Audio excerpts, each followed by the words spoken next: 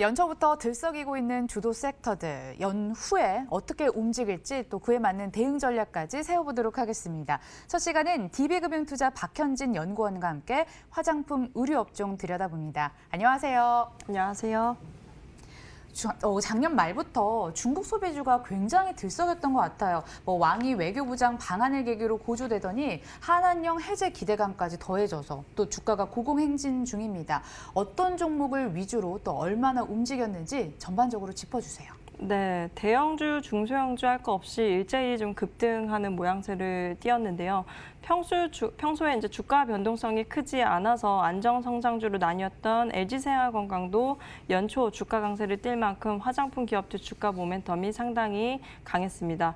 그간 실적이 부진했던 아모레퍼시픽은 역시 시장의 베타가 높은 종목으로서 변동성을 좀 키웠고요. 또 중소형사 중에서는 전고점 대비 하락폭이 컸던 기업의 경우 하루 등락폭이 20~30%에 달할 정도로 변동성이 컸습니다. 예를 들면 토니모리, 리더스 코스메틱 등을 들 수 있을 것 같고요.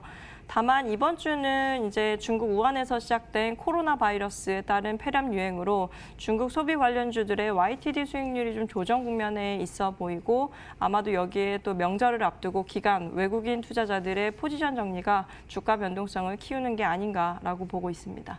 화장품주 주가가 꽤 많이 올랐습니다. 그동안 주식시장 분위기 봤을 때 한한령 해제가 거의 임박할 듯한 분위기를 내더니 막상 또 우리 분위기와 달리 중국 내에서는 시진핑 주석의 방한 계획이 보도되지 않은 걸로 알고 있습니다. 전면적인 한한령 해제는 시기상조일까요? 사실 중국 정부가 한한령을 하겠다고 공식화한 적도 없기 때문에 역으로 한한령 해제에도 공식화하는 형태로 이 사태를 풀어나갈 것이라고 보지는 않습니다.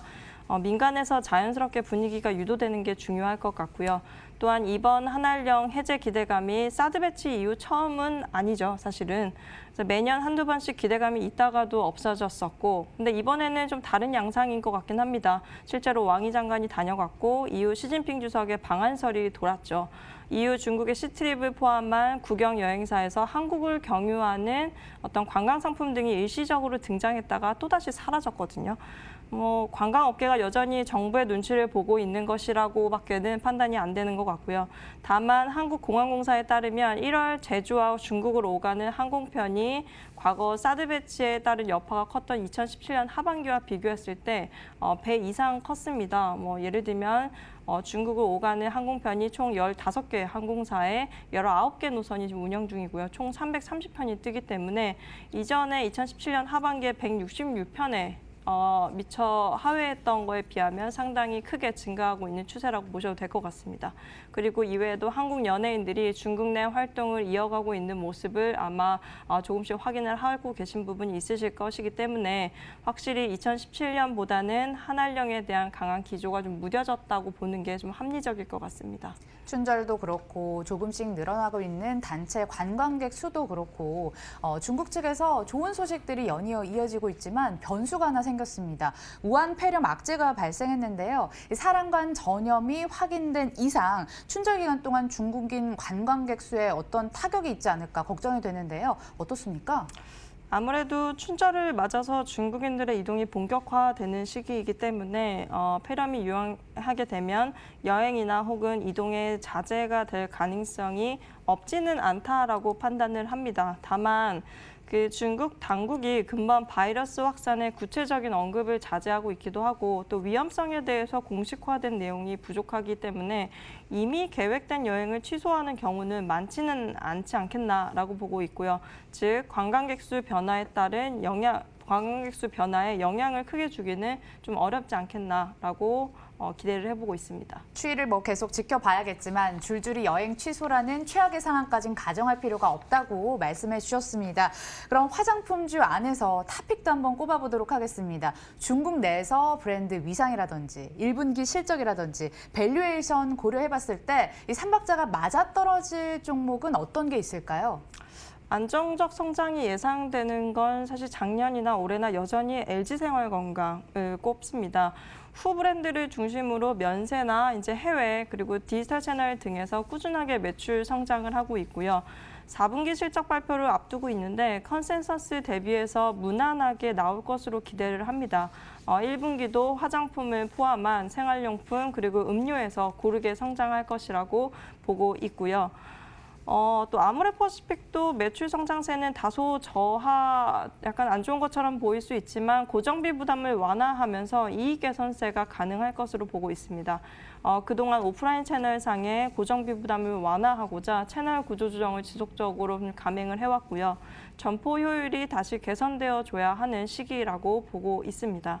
그리고 이제 조금 작은 회사들 중에서는 클리오가 이슈 아이템의 매출 성장으로 대부분의 유통 채널에서 성장세를 보이는 유일한 중소형사거든요.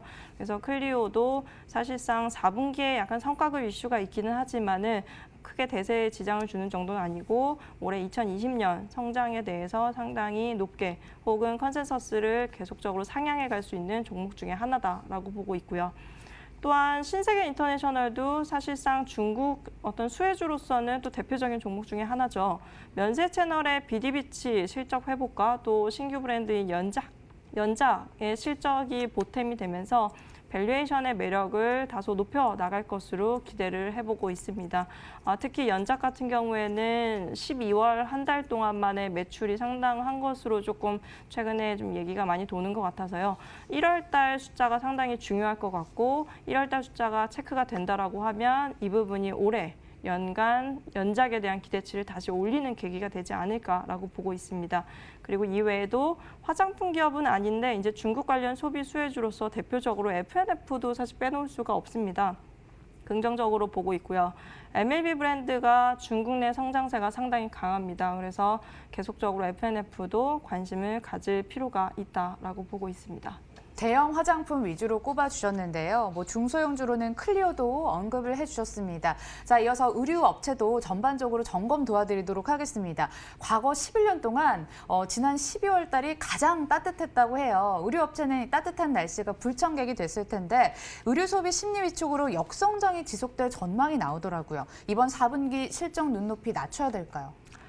사실은 조금 날씨가 올해 좀 도움이 많이 안 된 거는 사실인 것 같아요. 그래서 최근에 이제 패딩의 재고를 좀 늘렸던 브랜드들 위주로 사실상 4분기 장사가 상당히 미흡했다라고 보고 있고 실제로 컨센서스를 낮추는 요인 중에 하나일 거라고 보고 있습니다. 다만 의류회사들이 사실은 2011년 이후부터 계속해서 오프라인 매장에 대한 효율성 점검을 계속했었고 그거에 따른 오프라인 매장을 축소 혹은 이제 효율이 나는 점포 위주로 구조조정을 많이 해놓은 상태이기 때문에 과거처럼 매출이 빠진다고 해서 이익이 더 크게 안 좋아질 것이라고 보지는 않고요. 그 중에서도 어쨌든 해외 모멘텀이 있는 기업들은 성장이 꾸준할 거로 보고 있기 때문에 내수 브랜드가 굳이 아니더라도 패션 기업들 중에서 해외 모멘텀이 있는 기업들, 아까 F&F도 마찬가지였지만은 이외에 이제 한섬이나 아니면은 화장품을 하고 있는 신세계 인터내셔널 혹은 휠라코리아 같은 경우에도 상당히 많이 빠져 있어서 관심을 요하는 종목이라고 보고 있습니다. 네, 시장에서 분석되는 전망치를 살펴봤더니 4분기에는 OEM 업체들이 대부분 컨센서스에 부합하는 양호한 수치를 기록할 것이다라는 분석이 있고요. 브랜드 업체는 주가별로 차별화 현상이 나타날 것이다라고 분석이 나와 있는데 그럼 투자는 OEM 업체 위주로 해야 됩니까? 아니면 방금 전 말씀해 주셨던 F&F라든지 브랜드 업체 위주로 투자를 해야 됩니까? 사실은 또 OEM사도 이제 내수 업황을 보기보다는 이제 또 OEM사는 미국 업황을 좀 보셔야 되는데요. 글로벌한 업황을 살펴보면은 최근에 이제 의류 OEM사들이 처한 상황이 그렇게 의류 OEM사에게 유리하지는 않습니다. 다시 얘기 드리면 실제로 최근에 이제 재고를 제로화하는 움직임을 가지고 있고 사실은 과거에는 이제 패션 기업들이 재고란 자신의 자산이라고 생각하는 경향이 있었지만 이제는 빚이라고 생각하는 경향이 더 크기 때문에 재고를 제로화하기 위해서는 상당히 리오더 수요를 늘리면서 오히려 전체 오더를 낮추는 수밖에 없습니다. 이게 OEM사한테는 부정적일 수밖에 없는 거고요.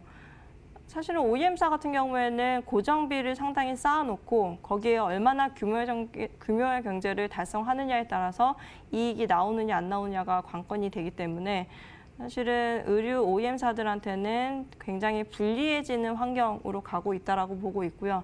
그 이면에 이제 화승엔터프라이즈 같이 가치가 높은, 그러니까 신발 같은 경우에는 의류보다는 그래도 가치가 높은 측에 속하고 기술의 집합체라고 보여지는데, 이러한 화승엔터프라이즈 같이 가치가 높은 어떤 제품을 만드는 기업들 같은 경우에는 오히려 조금 더 유리해지는 시장 싸움이 아닌가라고 보고 있습니다. 그래서 의류 OEM 전반적으로 사실 예전보다 매력도가 떨어지는 건 맞지만 개중에는 화승엔터프라이즈 같은 회사가 있고 그런 회사들 위주로 관심을 모아볼 필요는 크다라고 보고 있습니다. 마지막으로 전반적인 정리의 시간을 갖도록 하겠습니다. 중국 소비주가 핫한 키워드가 될 텐데 대응 전략 어떻게 짜야 될까요? 한마디로 부탁드립니다. 사실 시진핑 주석 방한 여부를 막론하고 중국인 관광객 수는 이미 사드 이전에 근접하는 수준까지 회복을 했습니다. 그래서 전반적으로 이익이 개선되는 기업들이 더 많을 것이라 보고 있고, 결국은 주가가 조정할 때마다 이런 중국 소비 관련주들은 앞으로의 어떤 상향 기대감이 더 크기 때문에 비중을 계속적으로 넓히는 전략이 맞지 않나라고 보고 있고요. 전반적으로 이제는 좀 나아져야 되는 시기라고 보고 있으며, 약간 아모레퍼시픽 같이 변동성이 높은 기업들은 오히려 지금과 같은 어떤 변동성 장이 높은 구간을 좀 이용할 필요도 있을 거라고 저는 좀 판단을 하고 있습니다. 중장기 관점에서 한중 관계 회복에 포인트를 맞추시면서 비중 확대 전략을 말씀해 주셨습니다. 자, 견조한 성장 전망되는 업체들까지 선별해 드렸으니까 앞으로 관심 있게 지켜보시길 바라겠습니다. DB금융투자 박현진 연구원과 함께했습니다. 고맙습니다. 감사합니다. 연초부터 들썩이고 있는 주도 섹터들, 연휴 이후에 어떻게 플레이를 가져가면 좋을지 알려드리고 있습니다. 내일도 똑같은 시간 마련해두고 있으니까요. 많은 시청 바라고요. 저는 여기서 인사드리겠습니다. 시청해주신 여러분 고맙습니다.